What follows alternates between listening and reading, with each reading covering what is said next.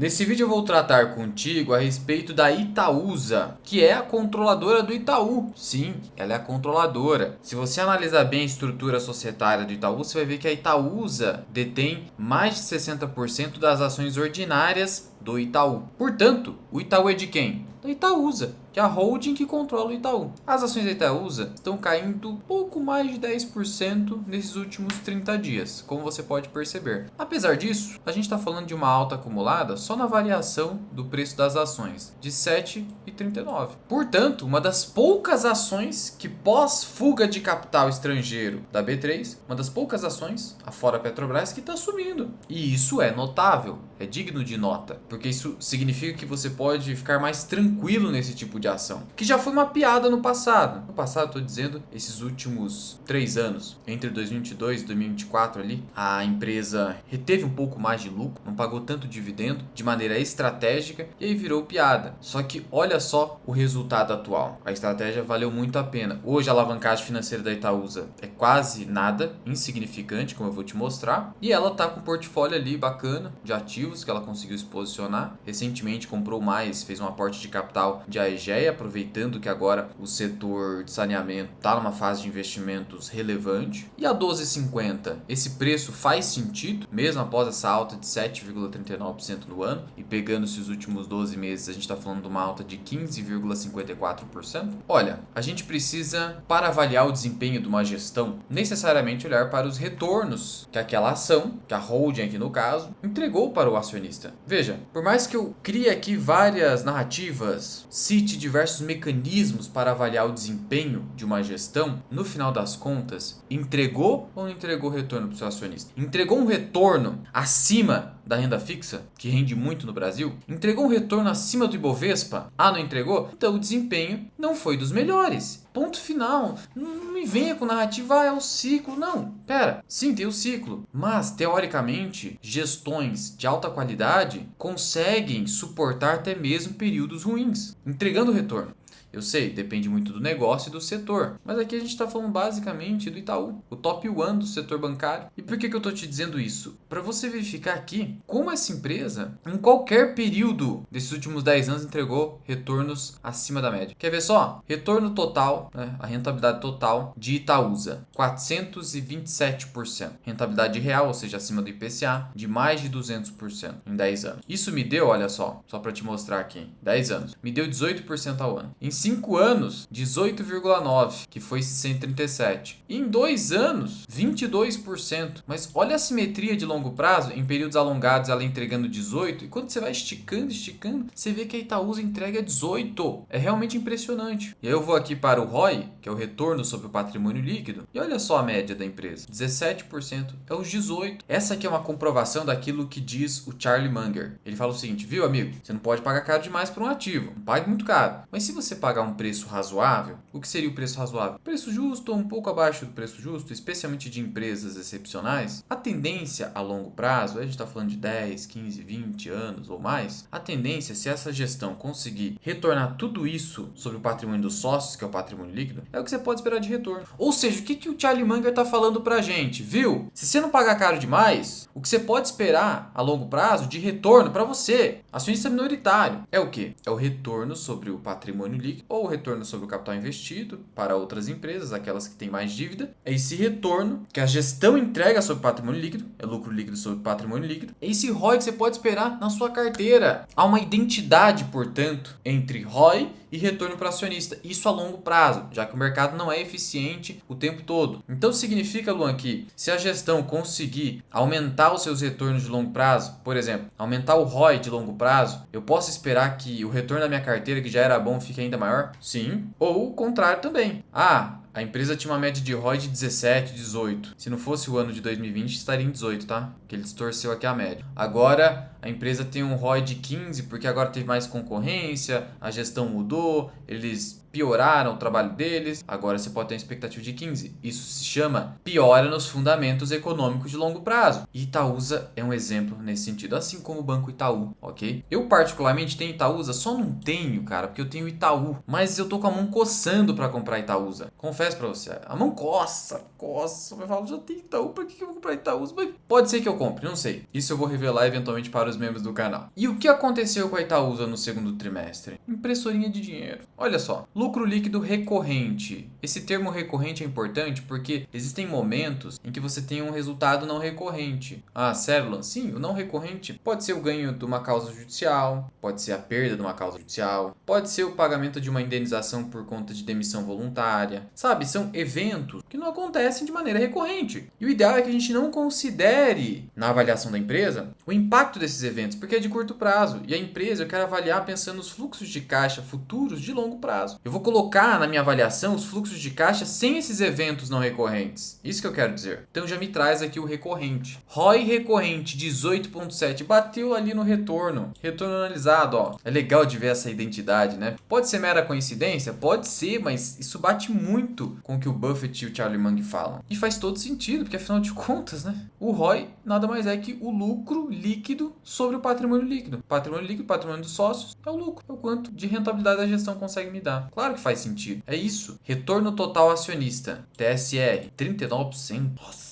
Isso pensando nos últimos 12 meses, contra 24% do Ibov até essa data aqui, né? Dividend yield está nas alturas, apesar da alta nas ações. E o que nós tivemos aqui de destaques? Tivemos um lucro de 4,3 bilhões de reais, cresceu 7%, só que no semestre 12. E aí é legal de você comparar qual foi o crescimento do Itaú no mesmo período, até para você ver qual das duas empresas está crescendo mais em termos de lucro líquido. E aqui no caso, ó, deixa eu te mostrar. O Itaú, comparação do semestre, o lucro foi de 22,6 bilhões e passou para 24,7. Então eu só vou comparar aqui, né? O final dividido pelo inicial, seria 2025, menos 1, forma percentual. Cresceu 9,07. De novo, Itaúsa cresceu 12. É isso que eu venho dizendo. Por que você não comprou Itaúsa então? Ah, é porque eu quis comprar Itaú. Eu quis só concentrar no Itaú. Mas a Itaúsa, o que acontece? Eu comprei o Itaú em um momento em que ainda a Itaúsa não estava crescendo acima do Itaú. Só que agora o resultado está sendo diferente, mostrando que a diversificação de negócio da Itaúsa está rendendo frutos agora. Esse ano de 26 está mostrando pra gente que a Itaúsa está compensando mais, seja pelo desconto da holding, seja pelo crescimento maior de resultado. Seja ainda por aquilo que eu já falei aqui no canal. A empresa vai ter uma economia fiscal a partir de 2027, algo que não vai beneficiar o Itaú, vai beneficiar holdings. Por quê? Porque, pensa comigo, eu vou até pegar aqui a ação do Itaú. O Itaú utiliza aquele mecanismo para reduzir um pouco a carga tributária nos bancos, que é muito alta, tem um adicional de alíquota, utiliza o mecanismo dos juros sobre capital próprio, que recentemente a alíquota subiu de 15 para 17,5. Só que a pessoa jurídica não paga só isso. Não paga só isso. Olha só, eu vou pegar aqui os dividendos do Itaú e ele usa esse mecanismo mensalmente. Ó, você vê que em todos os meses tem os juros sobre capital próprio. O problema desse mecanismo para a holding Itaúsa é que gera uma ineficiência fiscal até este ano. Porque esse valor que é pago de JCP pelo Itaú, a Itaúsa é obrigada a integrar esse valor na base de cálculo do PIS e da COFINS,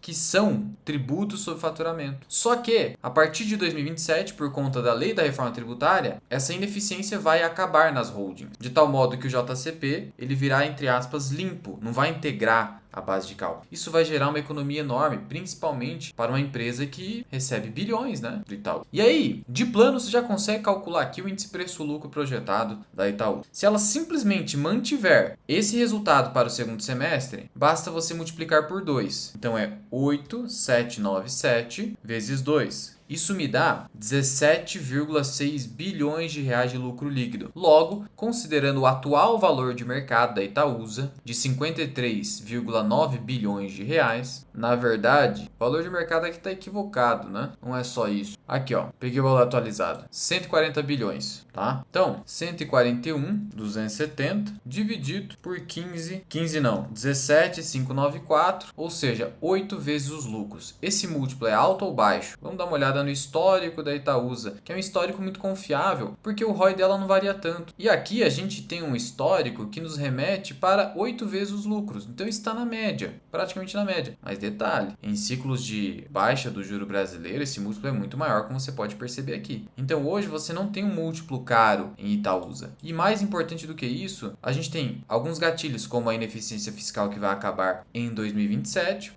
o crescimento maior da Itaúsa agora com o seu portfólio de outros negócios além do Itaú, e esse crescimento, né, maior que o do Itaú, além do desconto de holding, que ainda está um pouco excessivo. Lembrando que, como política da Itaúsa, todo o dinheiro que eles recebem do Itaú, né, todo lucro, é o dinheiro que vai para a holding mesmo. Toda a grana que vai para a holding do Itaú vira distribuição de proventos do acionista de Itaúsa. Então eles não ficam retendo os dividendos que o Itaú paga. Não, eles distribuem. E essa política continua. E aí, olha só que interessante. Eu tenho aqui o resultado do setor financeiro, que é o Itaú, e o resultado do setor não financeiro, que aí a gente pega outras companhias. Que aí elas contribuíram e muito para o crescimento do resultado total das empresas do setor não financeiro, já que houve um crescimento de 30%. E aí no final das contas, vamos pegar aqui o semestre, né? Se eu pegar aqui, ó, 595 dividido pelo resultado de todas as investidas no semestre, isso representa 6,35%. Então note o seguinte, antes, nos anos anteriores, Itaú, sem brincadeira, representava 96% do resultado da Itaúsa. Hoje já caiu para 93% e alguma coisa, como você pode perceber aqui. Então tá caindo. A tendência, se continuar assim, uma hora vai estar 90-10. De tal modo que essas outras empresas vêm assumindo uma relevância maior no portfólio da Itaúsa. O que até então está sendo algo positivo. Com exceção da Dexco, né, que apresentou uma queda forte de resultado, mas ainda não impactou tanto.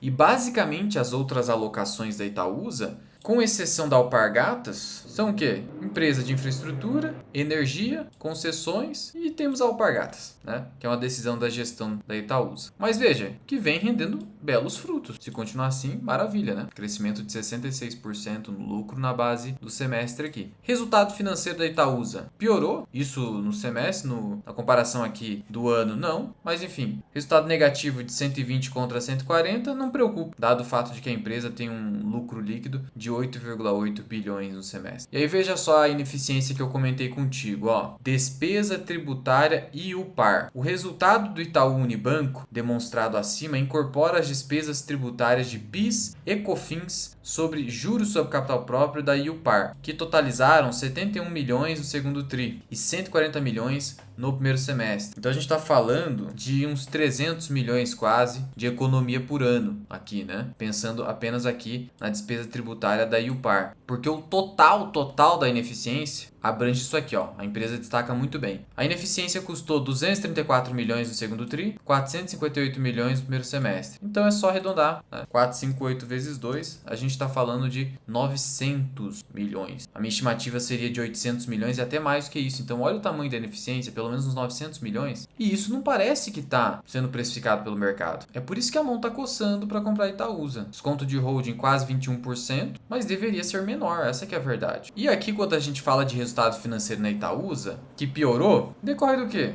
Decorre do fato dela estar distribuindo muito dividendo. E aí isso gera menor posição de caixa na empresa, que gera menos juros. Simples assim.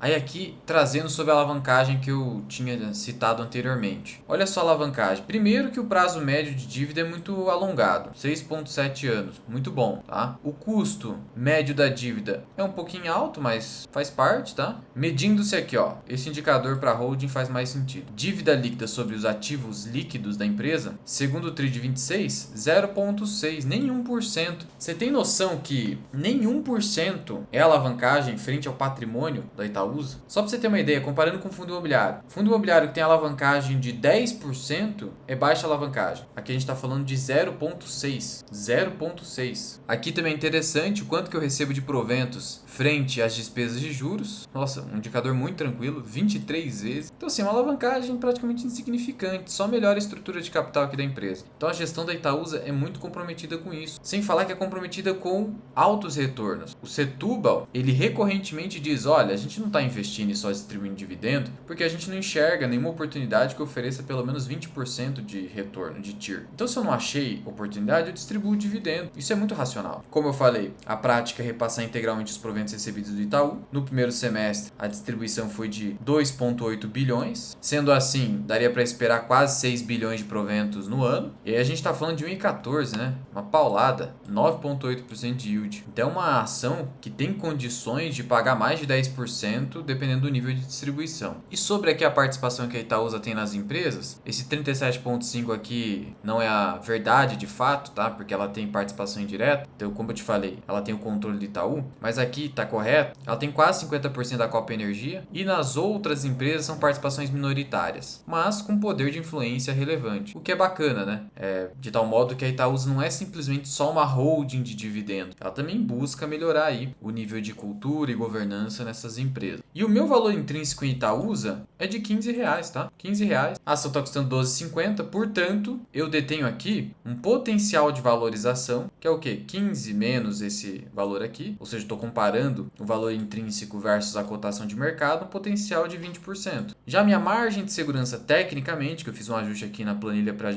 não gerar confusão, porque eu acabei gerando essa confusão, então peço desculpas e agora eu adequei isso aqui para deixar mais clara a diferença entre potencial de valorização e a margem de segurança propriamente dita, seria de 16,78%. O que é a margem de segurança propriamente dita? É eu pegar o excesso de valor que há entre valor intrínseco e cotação e dividir pelo valor intrínseco, ou seja, é valor intrínseco menos cotação dividido pelo valor intrínseco. Aí eu chego na margem de segurança, que daí dá quase 17%, que é mais do que suficiente para mim. Eu olho para cá, tá? Eu olho para cá, se aqui tá mais do que, principalmente no Itaúsa, tá mais do que 10 a 15%, eu já fico tranquilo. Por isso que a mão coça. E Luan, onde que eu acho essa planilha aí? Você acha na área de membros. Aqui na minha área de membros, você vai ter acesso aqui, ó, planilha de valor intrínseco, acesso à minha carteira do Investidor 10, bem como vídeos exclusivos relacionados à minha carteira de investimentos, os aportes que eu estou fazendo, como que eu estou olhando para minha carteira, o racional. Você tem mais 70 postagens exclusivas, que são notícias, insights e até os aportes que eu faço, trazendo inclusive a nota de corretagem muitas vezes. E aqui mais de 100 vídeos exclusivos, bem mais de 100 vídeos exclusivos, muitos deles por sugestões dos membros aqui nessa nossa comunidade. E aqui estão os vídeos exclusivos, são vários, tá? De diversos temas, para que você possa tomar decisões de maneira mais consciente. Então, tá aqui, seja membro, você pode cancelar a qualquer momento. E quando você se torna membro, o valor é irrisório, você começa a receber muito mais recomendações do canal ali no seu aplicativo do YouTube. Então, se você tiver interesse, está aí para o seu acompanhamento. Portanto, eu diria o seguinte, que esse preço de Itaúsa, de acordo com o resultado que ela vem reportando